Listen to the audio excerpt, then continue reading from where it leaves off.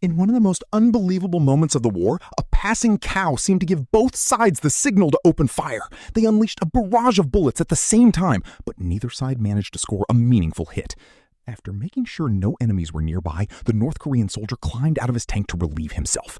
When he casually looked behind him, he realized he had accidentally damaged the barrel of his unit's only T-34 tank. He tried everything he could to repair it, but nothing worked.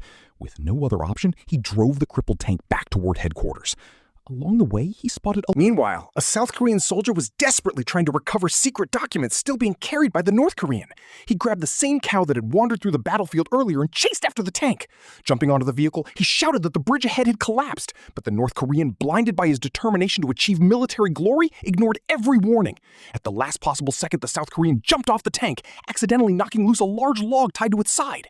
The North Korean watched the fighter plane plunge into the ravine beyond the broken bridge. He immediately slammed on the brakes with all his strength, but it was almost too late.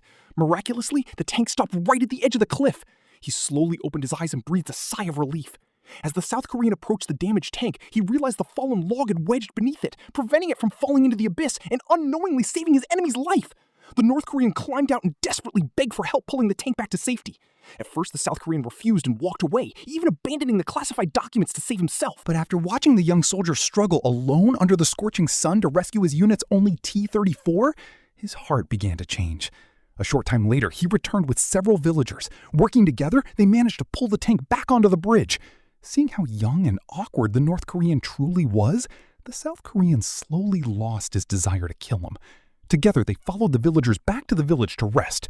There, the village chief told them how countless families had been torn apart by the war between North and South Korea. When a pregnant woman in the village gave birth to a baby boy, the South Korean immediately thought of his own wife, who was also expecting a child. In that moment, he could no longer see the young North Korean as his enemy. He tied the young soldier up, gave him food, and sincerely begged him to hand over the secret documents so the war could finally come to an end. But the young soldier warmed by angry bees, both soldiers rushed into the tank for shelter. Even inside, they continued aiming their weapons at each other. Eventually, the South Korean spread soybean paste across his face to soothe the bee stings, then quietly offered some to the North Korean. Touched by the kindness of the man who had saved his life more than once, the young soldier finally lowered his guard.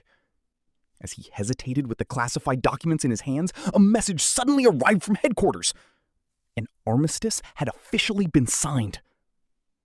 Looking at the secret documents they had risked everything to protect, the two soldiers could only laugh bitterly at the irony. The North Korean then drove the battered T-34 to escort his former enemy to the border. Before they parted ways, the South Korean smiled and decided that his unborn son would carry the young North Korean soldier's name.